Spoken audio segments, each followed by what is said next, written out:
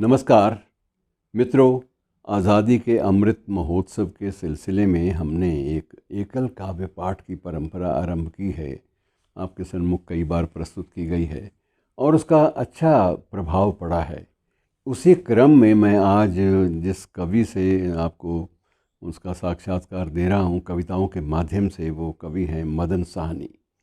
मदन साहनी मूल रूप से यद्यपि जबलपुर में इनका जन्म हुआ, लेकिन उसके बाद ये हरियाणा के हो गए और हरियाणा साहित्य अकादमी ने 2012 में इनको विशेष साहित्य सेवी सम्मान भी प्रदान किया और व्यंग्यकार के रूप में भी अकादमी इनको बाकायदा सम्मानित कर चुकी है। उन्होंने अपने अब तक के जीवन काल में 250 राष्ट्रीय एवं राष्ट्रीयत्व से भरे हुए हास्य कवि सम्मेलनों का आयोजन और मंच संचालन किया है और शिक्षकों के लिए भी, टीचर्स के लिए भी ये लगभग 300 से अधिक कार्यशालाओं का संचालन कर चुके हैं और बाकायदा बहुत सारे प्रकाशन इनके 3 काव्य संकलन हैं, माटी की महक, ओस के मोती, नेह के द्वीप आदि, और कुछ अन्य पुस्तकें भी संपादित रूप में और मौलिक रूप में हमारे सामने प्रस्तुत हैं, दी गई हैं। और इन्हीं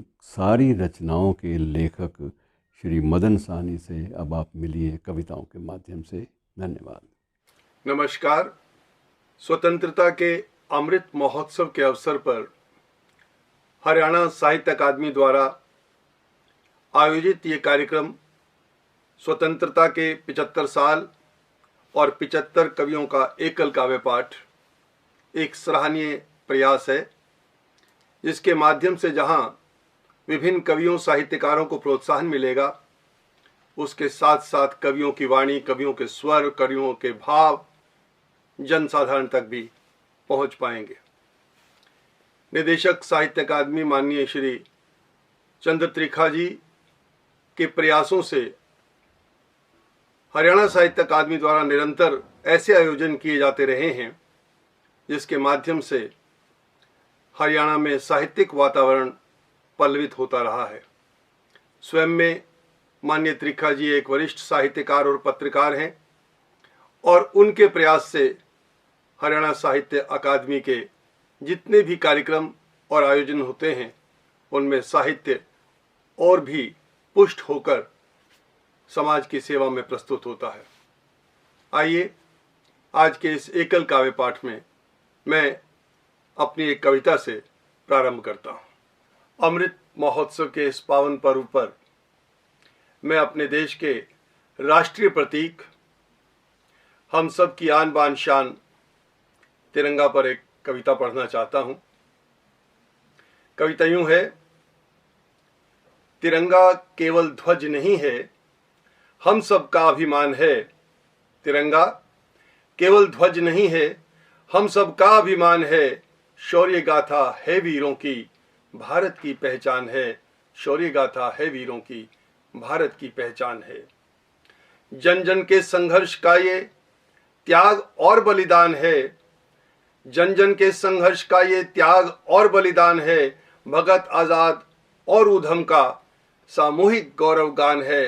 तिरंगा केवल ध्वज नहीं है, हम सबका अभिमान है। नेताजी की सेना का ये सफल विजय अभियान है। गांधी जी के आंदोलन का सहज सुखद परिणाम है। तिरंगा केवल ध्वज नहीं है, हम सबका अभिमान है। दीर्घ संघर्षों की है श्रृंखला, दीर्घ संघर्षों की है ये श्रृंखला। अनगिनत का यह बलिदान है। अमृत काल के पावन पर्व पर इन सबको प्रणाम है। तिरंगा केवल ध्वज नहीं है, हम सबका अभिमान है। शौर्य गाथा है वीरों की, भारत की पहचान है।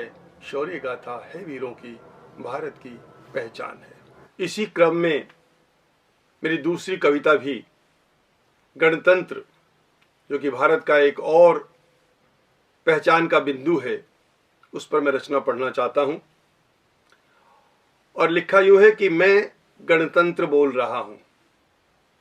मैं गणतंत्र बोल रहा हूं, संविधान के पन्ने खोल रहा हूं। विधि विधान बनाया मैंने, लोकतंत्र अपनाया मैंने। ऊंच नीच का भेद मिटाकर सबको सम बनाया मैंने, भेदभाव का भूत भगाकर छुआछात मिटाया मैंने, सबको दिए अधिकार एक से सह अस्तित्व सिखाया मैंने, सामाजिक न्याय और विविधता दोनों को अपनाया मैंने, मैं गणतंत्र बोल रहा हूं, संविधान के पन्ने खोल रहा हूं। मुखिया देश का खुद चुनेंगे, यह प्रावधान बनाया मैंने, अपनी नीति नियम अपने, संप्रभु देश बनाया मैंने, अपना धर्म पूजा अपनी, पंथ निरपेक्ष निभाया मैंने, केंद्र राज्य का दोहरा शासन संघवाद अपनाया मैंने, बरसों जो अन्याय सहा था जड़ से उसे मिटाया मैंने, कल्याणकारी राज का सपना साकार कर दिखलाया मैंने। संविधान में जो शब्द लिखे हैं भाव मैं उनके खोल रहा हूं, संविधान में जो शब्द लिखे हैं भाव मैं उनके खोल रहा हूं, मैं गणतंत्र बोल रहा हूं, संविधान के पन्ने खोल रहा हूं, मैं गणतंत्र बोल रहा हूं, संविधान के पन्ने खोल रहा हूं। प्रस्तुत है रचना कि मेरा मन ऊब गया इस शहर से, मेरा मन ऊब गया इस शहर से, भाग जाना चाहता हूं दूर अपने छोटे से गांव में, जहां दिन उगता था मुर्गे की बांग से। यहां इस शहर में यह पहचानना मुश्किल है कौन सा हूटर दिन निकलने से पहले और कौन सा बाद का है। वहां दिन शुरू होता था फसलों की महक और पक्षियों की चहक से, यहां शुरू होता है बेमुद्दा फिजूल बहस से। सच मेरा मन ऊब गया इस शहर से, सच मेरा मन ऊब गया इस शहर से। मैं गांव से भागा था इस शहर को लूटने, मैं गांव से भागा था शहर को लूटने, और इस शहर ने मुझे लूट लिया है।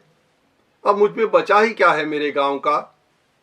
मैं नहीं उगा सका गमलों में फूल कि यहाँ कैक्टस ही उगते हैं, मैं नहीं उगा सका गमलों में फूल कि यहाँ कैक्टस ही उगते हैं। सड़कों के किनारे बेगनबेलिया लगा है, फूलों से भी कांटों का काम लेते हैं लोग। सच मेरा मन ऊब गया इस शहर से, सच मेरा मन ऊब गया इस शहर से। जी चाहता है घर के सामने म्यूनिसिपैलिटी पार्क में लगे इकलौते पेड़ की छां तले, बिम देखिए कि जी चाहता है घर के सामने म्यूनिसिपैलिटी पार्क में लगे इकलौते पेड़ की छां तले अधरंगा लेट जाऊं और कोई पुराना गीत गाऊं, पर नहीं, ऐसा नहीं हो सकता। माली जाने दे डाली कितनी बड़ी गाली, माली जाने दे डाले कितनी बड़ी गाली, और पड़ोसी बेशर्मी आवारागर्दी की रपट लिखा दे, क्योंकि इस शहर में नंगा होना जुर्म नहीं है, पर होना चाहिए फैशन में। ऐसे दोहरे और कंफ्यूज लोगों से मेरा मन ऊब गया है, मेरा मन ऊब गया इस शहर से। चांदनी रात में छत पर लेटकर तारे गिनने का मन करता है, चांदनी रात में छत पर लेटकर तारे गिनने का मन करता है, पर इस शहर में चांद तो कभी दिखा नहीं, फिर तारों की बिसात क्या। प्रदूषण का काला धुआं चांद को छुपा जाता है, चांद को खा जाता है। ऐसी स्थिति को व्यक्त करते हुए कहा है कि शहर में चांद तो कभी दिखा नहीं, फिर तारों की बिसात क्या। हर रोशनी के नाम पर सड़कें जगमगा रही हैं और भीतर के अंधेरे छुपा रही हैं। सच मैं ये शहर छोड़ चला जाऊंगा दूर अपने छोटे से गांव में, यह सोच मैं लेट गया अपने महंगे किराए वाली तंग कोठरी में। तभी किसी ने दरवाजा थपथपाया, मैं सक पकाया, जरूर गांव से छोटा भाई आया होगा, उसने भी शहर लूटने का प्लान बनाया होगा। दरवाजा खोला तो वही खड़ा था। गांव में होता तो यकीनन उसे मेरे पांव छूने थे, पर शहर में तो ये सब मैं बहुत पहले देख चुका था। सो चुप रहकर सहकर पूछा, छोटे गांव में सब कैसे हैं? बोला, भैया अब तो गांव में भी सब शहर जैसे हैं, अब तो गांव में भी सब शहर जैसे हैं, अब तो गांव में भी सब शहर जैसे हैं। सामाजिक सरोकार से जुड़ी एक अन्य रचना प्यार। इस शब्द ही इतना नाजुक है कि इस पर रचना लिखते हुए मेरे सारे कोमल भाव उभर कर आए हैं। रचना यूं है कि फूलों से नाजुक, खुशबू से महीन, सबसे हसीन एक शब्द है प्यार, जिसकी सबको दरकार है जीवन आधार, पर उपलब्ध कहाँ है। फूलों से नाजुक खुशबू से महीन, सबसे हसीन एक शब्द है प्यार, जिसकी सबको दरकार है जीवन आधार, पर उपलब्ध कहाँ है। ढूंढे से मिलता कहीं नहीं, लगता है जो है ही नहीं। प्यार जो होता तो क्या होती, कहीं कभी लड़ाई, लड़ते क्या आपस में मां जाए सगे भाई। रिश्तों में टकराव ना होता, आपस में तनाव ना होता, जीवन में कर प्यार जो होता। प्यार होता तो क्यों होते थाने जेल अदालतें, प्यार होता तो क्यों होते थाने जेल अदालतें। कोर्ट कचहरी के चक्कर ना होती कहीं वकालतें, होते नहीं पुलिस के दलबल, पलती नहीं अदावतें। पर ये सब तो चल रहा है, नफरत का घर पल रहा है। प्यार मिले तो रब मिलता है, कुस्मित होकर मन खिलता है। प्यार मिले तो रब मिलता है, कुस्मित होकर मन खिलता है। प्यार हो तो जरूरत क्या मंदिर मस्जिद बुत खाने की, प्यार खुद खुदा है उसको पड़ी क्या सिर झुकाने की। प्यार बांटिए तो बढ़ता है, बांटे से ये कब घटता है। पर तुमने तो ठोक दी है प्यार के सीने में कील, पर तुमने तो ठोक दी है प्यार के सीने में कील। आंखें बंद कान बंद, सुनते नहीं कोई दलील, पर इतना तुम भी जान लो, सत्य को पहचान लो। प्यार जो मर जाएगा तुम भी बच ना पाओगे, नकार कर तुम प्यार को खुद नकारे जाओगे। हो सके तो इसे बचा लो आज अपने ही लिए, हो सके तो इसे बचा लो तुम सारे जग के लिए। हो सके तो इसे बचा लो, हो सके तो इसे बचा लो। बहुत बहुत आभार हरियाणा साहित्य अकादमी एवं निदेशक महोदय का। धन्यवाद।